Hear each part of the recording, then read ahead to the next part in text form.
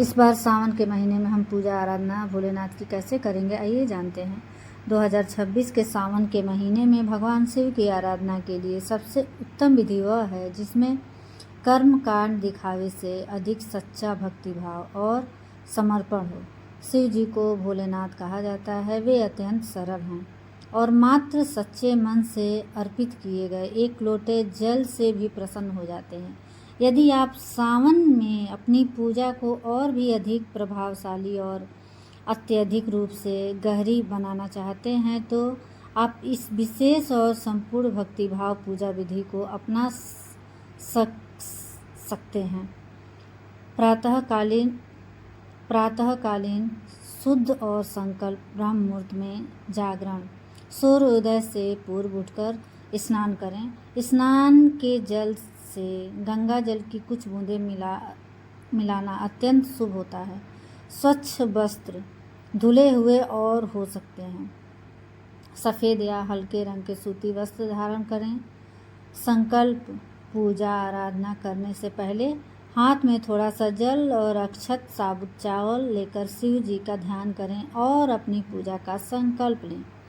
यह मन को एकाग्र करने की सबसे महत्वपूर्ण प्रक्रिया हो।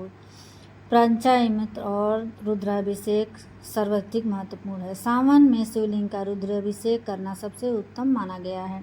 यदि आप घर पर या मंदिर में पूजा कर रहे हैं तो इन द्रव्यों से शिव जी को स्नान कराएं। सबसे पहले शुद्ध जल या गंगा जल अर्पित करें।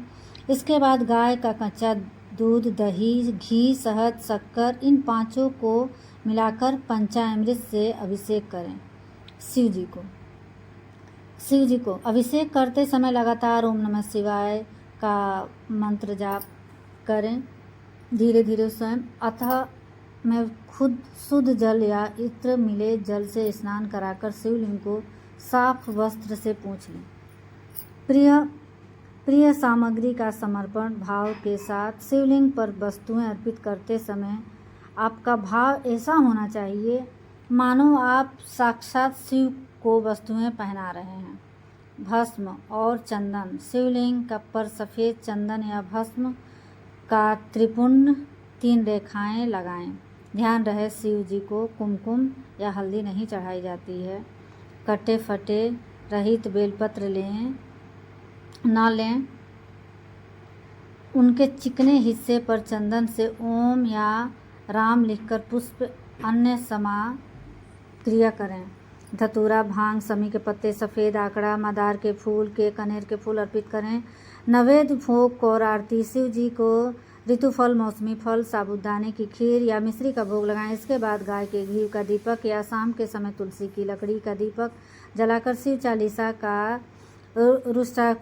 रुष्टक्रम का शिव तांडव स्तोत्र का पाठ करें और अंत में कपूर और लौंग का भगवान शिव और माता पार्वती की आरती करें। ध्यान, क्षमा प्रार्थना, अहंकार का त्याग। पूजा के अंत में हाथ जोड़कर शिव जी से प्रार्थना करें, हे महादेव, मैं मंत्र जानता नहीं, पूजा की पूरी विधि, मेरी इस टूटी फूटी पूजा को अपने चरणों में स्वीकार करें और जाने अनजाने में हुई भूलों के लिए मुझे क्षमा करें।